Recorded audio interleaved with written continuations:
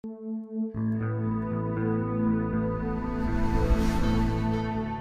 do I not discuss religious fundamentalism more often and more in depth? Many people consider you a religious apologist as a consequence. Well, it's okay if people consider me a religious apologist. I am a religious apologist. So an apologist is someone who makes an argument for something. And I'm constantly making arguments for a religious perspective on life, a religious orientation towards life, an orientation that's centered in meaning, an orientation that's centered in desire for all things to thrive insofar as that's possible, a desire for people to speak the truth and act out the truth and act responsibly in all of that. And I think that there's something transcendently necessary about all of that. And I think it is the antidote to hell. So that makes me a religious apologist. The fundamentalists, I don't know which fundamentalists you mean. If you mean the Christian fundamentalists, well, I understand where they're coming from, you know. The Christianity is an ethical framework above all else. And it's predicated in a story about the way the world is constituted. And the story provides the foundation for that ethic. And the ethic unites the community and gives people direction. This is a big deal.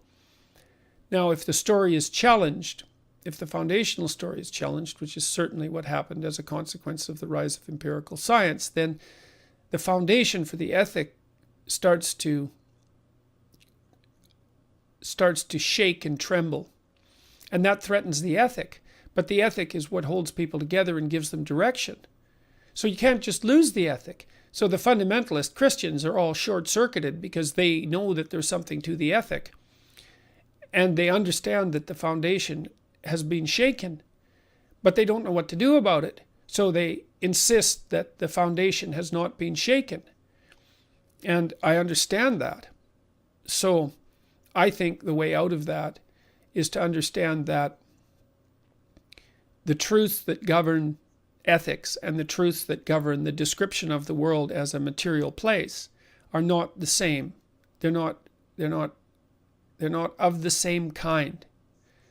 How they're related, I'm not exactly sure, but there's no simple one-to-one relationships. You can't describe the world and then immediately extract out an ethic. It's partly because there are just too many ways of describing the world. So this is the fundamental point of difference, as far as I can tell, between Sam Harris and I, and hopefully what we'll discuss in the summer.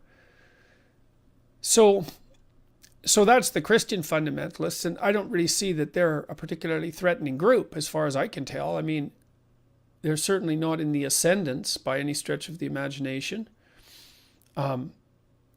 They're not involved in any particularly reprehensible political behavior, unless you count conservatism. And it is by no means obvious that they're even holding their ground in the culture war. So I'm not very worried about them.